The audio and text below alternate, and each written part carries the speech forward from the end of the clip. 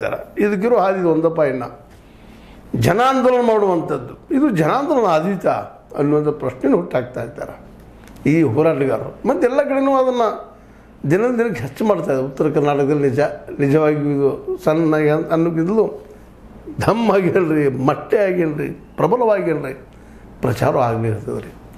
ಅದರಲ್ಲೂ ಈ ಒಂದು ಏನಪ್ಪ ಸಾಲ ಕೊಡುತ್ತಿರುವಂಥ ಏನು ಫೈನಾನ್ಸ್ ಮೈಕ್ರೋ ಫೈನಾನ್ಸ್ ಮಾಡಿಕೊಂಡು ವರ್ಕ್ ಮಾಡ್ತಾಯಿದ್ದಾರೆ. ಅದರಲ್ಲೂ ಕೆಲವು ಜನರಿಗೆ ಎಣ್ಣೆ ಯಾವ ರೀತಿ ಆಗ್ತದೆ ಅನ್ನೋದು ಅದನ್ನು ಸಹಿತ ಇವತ್ತು ಅಭ್ಯಾಸ ಮಾಡಿ ಸಾಕಷ್ಟು ವಿಷಯಗಳು ಹೊರಗೆ ಹಾಕ್ತಾ ಇದ್ದಾರೆ. ಸೋಮನಾಥ್ ನಾಯ್ಕ ಅಂಥವ್ರಾಗಿರ್ಬೋದು, ನಮ್ಮ ಮಟ್ಟಣ್ಣವ್ರು ಅಂಥವ್ರಾಗಿರ್ಬೋದು, ಇವರೆಲ್ಲರೂ ಇವತ್ತು ಇದನ್ನೊಂದು ದೊಡ್ಡ ಇಶ್ಯೂ ತೊಗೊಂಡ್ಬಿಟ್ಟಿದ್ದಾರೆ. ಮತ್ತು ಅದರಲ್ಲೂ ಹೋರಾಟ ಅದ.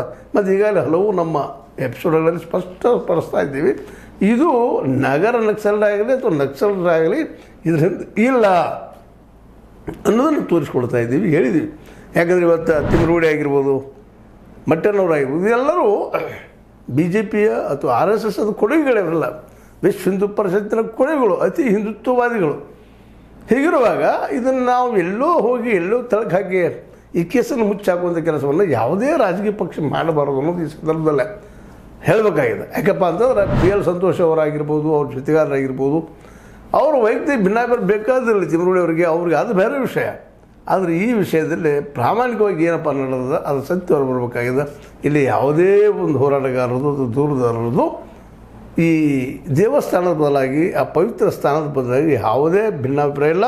ಅದ್ರ ವಿರೋಧಿಗಳಿಂತೂ ಅಲ್ಲ, ಅವ್ರು ಪೂರ್ತಿಯಾಗಿ ದೇವರನ್ನು ನಂಬುವಂಥವ್ರು, ಅದರಲ್ಲೂ ಹಿಂದೂ ದೇವರುಗಳ ಬಗ್ಗೆ ಅತ್ಯಂತ ಕಠೋರವಾದ ನಿಲುವನ್ನು ಹೊಂದಿದಂಥವ್ರು ಅದಾರೆ ಅವರೆಲ್ಲ ಅನ್ನೋದನ್ನು ಮತ್ತೊಂದು ಯಾಕೆ ಹೇಳಬೇಕಾಗಿದೆಪ್ಪ ಅಂತಂದ್ರೆ SIT ಯಾವ ರೂಪದಲ್ಲಿ ಎನ್ಕ್ವೈರಿ ಮಾಡಬೇಕಾಗಿತ್ತು ಇಲ್ಲಿವರೆಗೆ ಅದು